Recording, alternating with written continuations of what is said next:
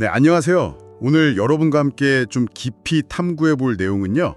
바로 고대 이스라엘의 그 유명한 왕이죠. 솔로몬에 대한 이야기입니다. 저희가 주로 첨부한 자료는 jw.org 웹사이트 내용을 바탕으로 했고요. 성경의 열왕기 첫째랑 역대기 둘째 기록에 근거한 내용들이에요. 이번 시간에는 이 자료들을 통해서 솔로몬 통치의 여러 면들을 한번 자세히 들여다보려고 합니다. 그러니까 그거 어떻게 지혜의 대명사가 되었는지, 또 그 시대에 이스라엘이 누렸다는 평화와 번영은 어땠는지, 뭐 그런 거예요. 그리고 또 그의 말년은 왜 초기와는 좀 달랐는지, 그런 핵심들을 같이 파악해보는 게 목표입니다. 자, 그럼 한번 시작해볼까요? 혹시 신의 인도를 따르는 지도자가 다스리는 나라, 뭐 그런 거 상상해 보신 적 있으세요? 이 자료를 보면 솔로몬의 초기 통치가 딱 그 흥미로운 모습을 보여주는 것 같아요. 이야기는 솔로몬이 아버지 다윗의 뒤를 이어서 왕위에 오르면서 시작되죠. 기록에 따르면 어느 날 밤 꿈에 하느님께서 나타나셨대요. 그리고는 무엇이든 원하는 걸 구하라고. 정말 엄청난 제안이죠. 네, 바로 이 지점인데요. 여기서 솔로몬의 선택이 정말 흥미롭습니다. 보통 사람들이라면 뭐 부나 권력 아니면 오래 사는 거 이런 걸 원했을 텐데 말이죠. 근데 솔로몬은 그게 아니었어요. 이 백성을 올바르게 다스릴 수 있는 능력, 그러니까 지혜로운 마음을 달라고 요청했죠.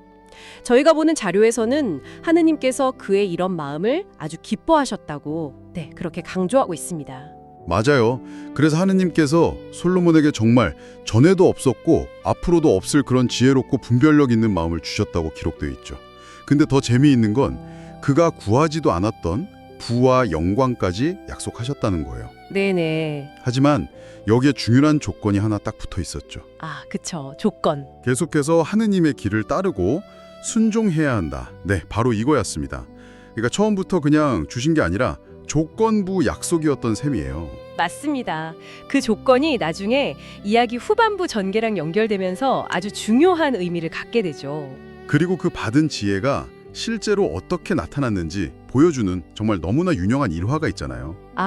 그 두 어머니 이야기 말씀이시죠? 네, 맞아요. 한 아기를 두고 서로 자기 아들이라고 다투는 그 이야기요.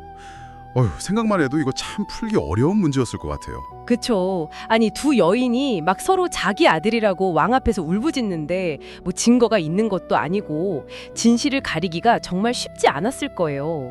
근데 여기서 솔로몬의 방식이 정말 기가 막힙니다. 갑자기 칼을 가져오라고 하더니 살아있는 아기를 반으로 딱 나누래요. 그래서 두 여자한테 반씩 주라고. 듣는 사람들 전부 아마 했을 거예요. 네, 다들 경악했죠. 기록을 보면 한 여자는 그러시라고 동의를 하는데 다른 한 여자는 차마 그럴 수 없다고, 아이를 살려만 준다면 그냥 저 여자에게 주라고 막 울면서 애원했다는 거 아니에요. 바로 그겁니다. 이 판결의 핵심은 솔로몬이 어떻게 인간의 그 깊은 감정, 특히 모성애의 진짜 모습을 끄트러 봤는지에 있어요. 자기 권리보다 아이의 생명을 먼저 생각한 그 마음, 그걸 딱 간파한 거죠. 그래서 즉시 그 여인이 진짜 어머니다 하고 아기를 돌려주었죠. 이 사건은 그냥 재판 하나 잘한 걸 넘어서요. 그의 지혜가 보통 사람 수준이 아니라 하느님에게서 온 거구나 하는 인식을 백성들 사이에 확 심어주는 계기가 됐다고 자료는 그렇게 설명합니다. 문제 해결 방식도 독창적이고 인간 심리에 대한 통찰도 정말 깊어요. 단순한 똑똑함이 아니라 진짜 본질을 보는 통찰력이었네요. 이 사건 이후로 솔로몬의 명성이 이스라엘 전체에 쫙 퍼졌다고 하죠. 자, 그럼 그의 통치를 상징하는 또 다른 중요한 업적으로 넘어가 볼까요? 기록에 따르면 솔로몬의 가장 큰 프로젝트 중 하나가 바로 예루살렘에 여호와를 위한 성전을 지은 거잖아요. 아주 웅장하게. 네, 맞아요. 그 성전 건축. 이 성전이 이후로 오랫동안 이스라엘 백성들 신앙의 중심지가 되었고요. 그렇죠. 아주 중요한 역할을 했죠. 성전을 다 짓고 나서 봉헌할 때 솔로몬이 했던 기도가 특히 인상 깊더라고요. 열왕기 첫째 8장 27절에 나오는 내용인데 보십시오. 하늘 위의 하늘이라도 주님을 모시기에 부족할 터인데 제가 지은 이 성전이야 오죽하겠습니까? 뭐 이런 식으로요. 네. 이렇게 대단한 건축물을 완성해 놓고도 하느님의 그 무한하심 앞에서는 이게 아무것도 아니다라고 인정하는 거잖아요. 그의 겸손함과 경외심이 딱 보이는 대목이죠. 네, 맞아요. 이 성전 건축은 그냥 건물 하나 지은 것 이상의 의미가 있습니다. 특히 이 시기에 이스라엘이 그야말로 전례 없는 평화와 또 물질적인 번영을 누렸거든요. 저희가 지금 보는 자료는 이게 그냥 우연이 아니라 솔로몬이 하느님께 순종했기 때문에 주어진 축복의 결과였다고 아주 명확하게 연결을 짓고 있어요. 아, 그러니까 초반에 우리가 던졌던 질문 있잖아요. 신의 지침을 따르는 통치가 과연 어떤 결과를 낳을까? 네네. 바로 그 구체적인 사례를 보여주는 시기였다. 뭐 이렇게 해석할 수 있겠네요. 약속되었던 축복이 현실로 나타난 기간. 정확합니다. 약속이 실제로 이루어진 기간이었던 거죠. 그럼 그 번영이라는 게 구체적으로 어느 정도였을까요? 기록을 보면 솔로몬 시대에는 은이 막 돌처럼 흔했고 백향목 같은 귀한 나무도 뽕나무처럼 많았다고. 네, 그런 묘사가 있죠. 국가 재정도 아주 풍족했고 교역도 활발하고 백성들도 다들 안전하게 잘 살았다고 전해지고요. 네, 그리고 이런 명성이 국경을 넘어서서 아주 멀리까지 퍼져 나갔습니다. 특히 그 아라비아 반도 남서쪽쯤에 있었을 거라고 추정되는 아주 부유한 왕국, 스바의 여왕 이야기가 이걸 잘 보여주죠. 아, 맞아요. 스바 여왕. 솔로몬의 그 지혜랑 부에 대한 소문을 듣고 이게 진짠가? 확인하려고 직접 예루살렘까지 찾아왔다는 그 기록이요. 네, 그렇죠. 낙타에다가 막 진귀한 선물들 잔뜩 싣고 또 어려운 질문들도 준비해서 그 먼 길을 왔다고 하니까 와, 당시 솔로몬의 명성이 얼마나 대단했는지 좀 짐작이 가요. 네. 여왕이 직접 와서 솔로몬을 만나서 이야기도 나눠보고 그의 지혜에 정말 감탄을 금치 못했다고 하죠.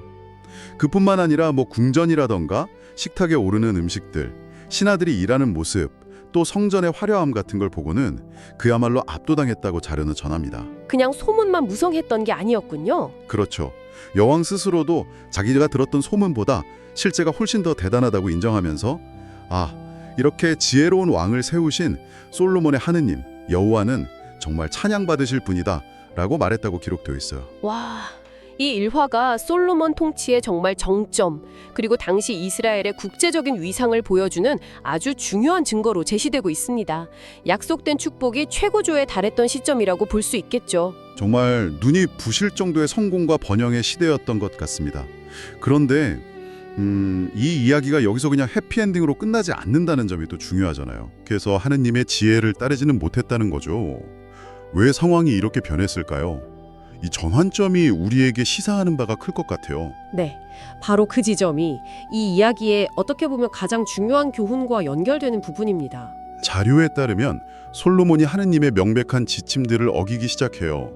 특히 문제가 된 게 수많은 아내를 맞이한 일인데요. 그 수가 뭐 왕비랑 후궁 합쳐서 수백 명에 달했다고 하니까 어후. 네, 정말 많았죠. 근데 더 심각했던 건 그 아내들 중에 상당수가 이방 민족 출신이었다는 점이에요. 그러니까 여호와가 아닌 다른 신들을 섬기는 여성들이었다는 거죠.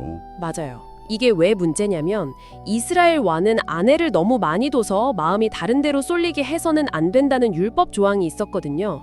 신명기 17장 17절에. 아, 그런 율법이 있었군요. 네, 그걸 정면으로 어긴 행동이었던 거죠. 결과는 어땠나요? 그 결과는 이 기록에서는 아주 비극적으로 묘사됩니다. 솔로몬이 나이가 들면서 그의 그 많은 외국인 아내들이 점차 그의 마음을 돌려놓았다고 설명해요. 아, 영향을 받았군요. 네, 결국 그는 젊은 시절에 그토록 의지했던 여호와를 온전히 따르지 않게 되고 심지어는 아내들이 섬기던 아스다롯이나 밀곰 같은 이방 신들을 위해서 산당까지 지어주는 뭐 그런 우상 숭배에 빠지게 되었다고 기록되어 있습니다. 아니, 어떻게 그럴 수가 있죠? 하느님한테 그렇게 큰 지혜를 받았던 사람이? 바로 그게 질문이죠. 어떻게 그럴 수 있었을까?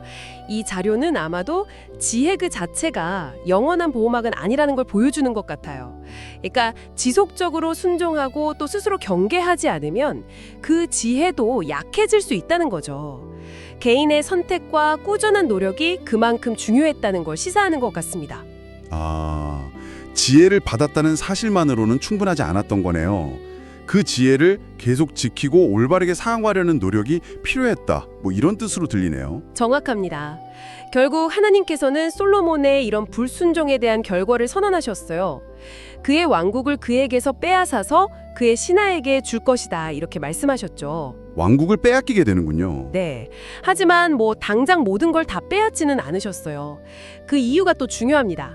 하나님께서 그의 아버지 다윗과 맺으셨던 특별한 약속, 그러니까 그의 가문에서 통치자가 끊이지 않을 거라는 그 약속 때문에, 그리고 또 다윗이 보여줬던 충성심을 생각해서 왕국의 일부, 나중에 이제 유다와 베냐민 지파가 되는데요. 그 부분은 솔로몬의 아들에게 남겨두겠다고 하셨습니다. 아, 다윗과의 약속 때문에. 그렇죠. 이 부분에서 자료는 솔로몬 개인은 실패했지만 하느님은 다윗과 맺은 그 언약 자체에는 신실하셨다는 점을 강조하고 있습니다. 개인의 잘못이 언약이라는 더 큰 틀을 완전히 무너뜨리지는 않았다는 걸 보여주는 거죠. 자, 오늘 솔로몬 왕에 대한 이 기록들을 쭉 살펴보면서 우리는 뭘 발견했나요? 젊은 시절에는 세상적인 부귀영화보다 지혜를 구했고 그 결과 정말 놀라운 통찰력으로 백성을 다스렸어요.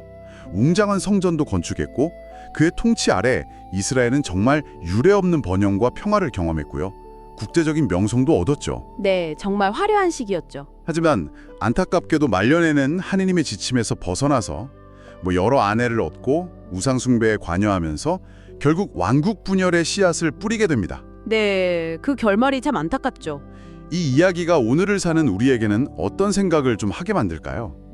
한 사람의 삶에서 나타날 수 있는 그 엄청난 잠재력과 성공, 그리고 그 성공 이후에도 처음 가졌던 마음, 그 원칙을 지키는 게 얼마나 중요하면서도 또 어려운 과제인지를 돌아보게 하는 것 같아요. 맞아요.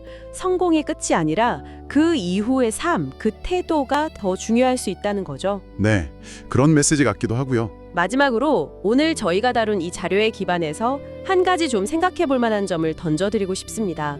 이 기록을 보면 솔로몬의 지혜와 성공, 그리고 그의 몰락까지도 모두 그가 하느님의 인도에 어떻게 반응했는지와 아주 직접적으로 연결시키고 있잖아요. 네, 그렇죠. 그렇다면 이 이야기는 이 특정한 관점에서 봤을 때 신성한 도움이나 인도와 개인의 자유의지, 그리고 그 책임 사이의 관계에 대해서 구체적으로 무엇을 말해주고 있을까요?